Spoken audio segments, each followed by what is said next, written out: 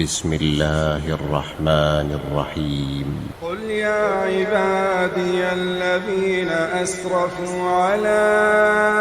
أنفسهم لا تقنطوا من رحمة الله